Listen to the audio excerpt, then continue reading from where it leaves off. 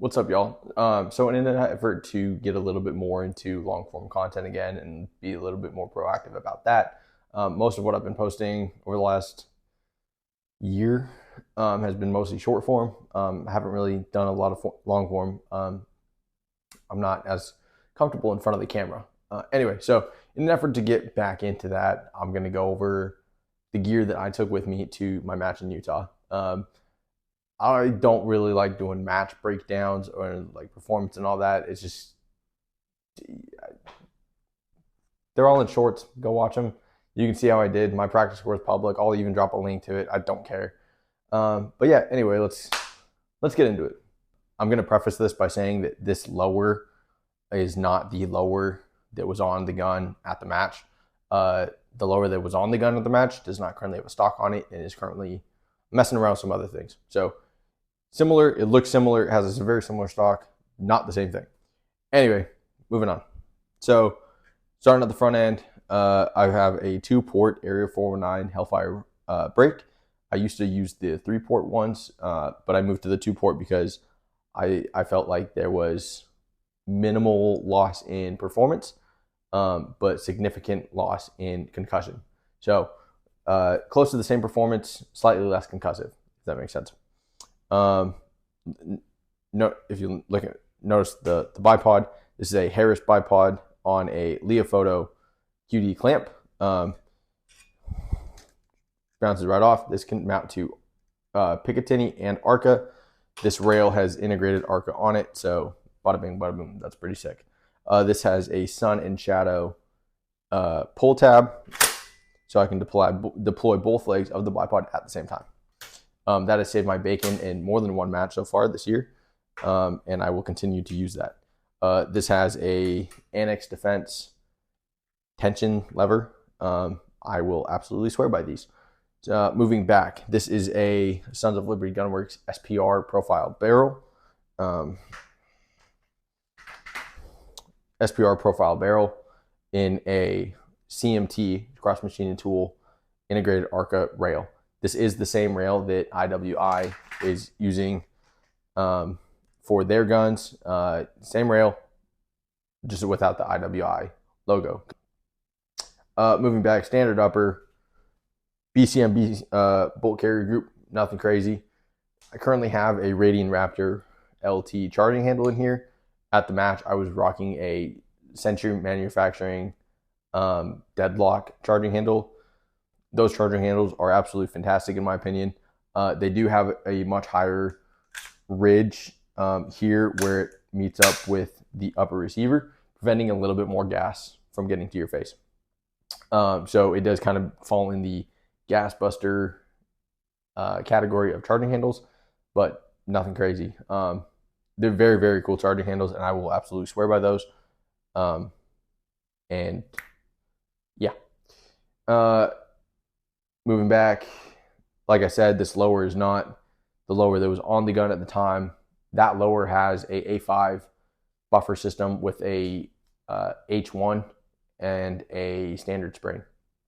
This is a carbine system on a Hodge Mod 2 lower.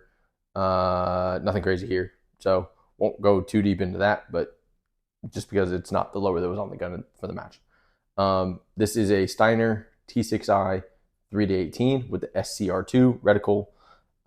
It's definitely gotten beat up a little bit in matches and travel and all this other crap, but Annex Defense throw lever. I freaking love these things. They're kind of shiny and tactile, and they work fantastic. In a Badger C1 Condition 1 mount. I love Badger mounts. Their return to zero is fantastic. All right, moving on. This is my Leofoto tripod. I've taken this to every single match I've ever gone to. This is a Rytech Industries tack table tripod plate thing, that whatever you want to call it, topped with my Armageddon Gear heavy medium game changer. This bag is fantastic. I love these. This table and tripod combination, I know for a fact, can hold at least up to 180 pounds. Probably more if you want to test it more, but I have personal experience that this will hold up to 180 pounds.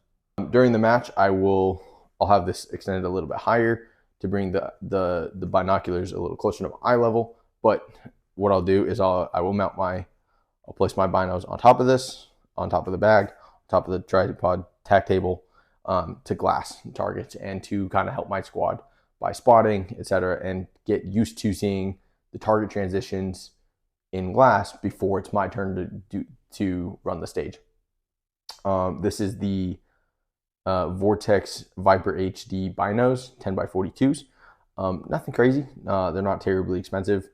They're on the cheaper end of things, but they've got me through several matches, and they allow me to get eyes down range and to glass targets and help my squad out. So huge fan of these. I plan to upgrade to something with laser range finding capabilities, but those are a little bit out of the budget right now, so I'm sticking with these.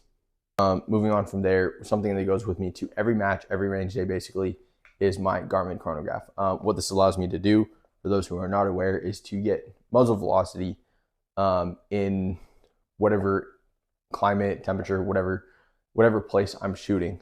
Typically, I'll just do this if I've just cleaned the gun, if I'm zeroing my rifle, if I'm in a new area. So I live in Southeast Texas. I live in the general Houston area, but a lot of the matches I've shot this year are several hours away, with an elevation gain. This match in Utah was roughly 4,300 feet higher in elevation than where I'm at here in Texas. So something like my chrono is very needed, so that I know how fast my bullets are going in that higher elevation with thinner air. So very, very important. Folks, that's going to kind of conclude it for the gear that I typically take to a match, and specifically the gear that I took to the match up in Utah. None of it really changes very much for me from match to match. I just kind of thought I'd go over what I took to that particular match, since it was kind of an out of the ordinary match for me. But if you have any questions, drop them in the comments below. I'd love to answer them. I'd love to have a discussion about different gear, different practices, different ways to do things. So if you wouldn't mind, go ahead, hit that like, subscribe button. Thanks for your time. Y'all have a good one.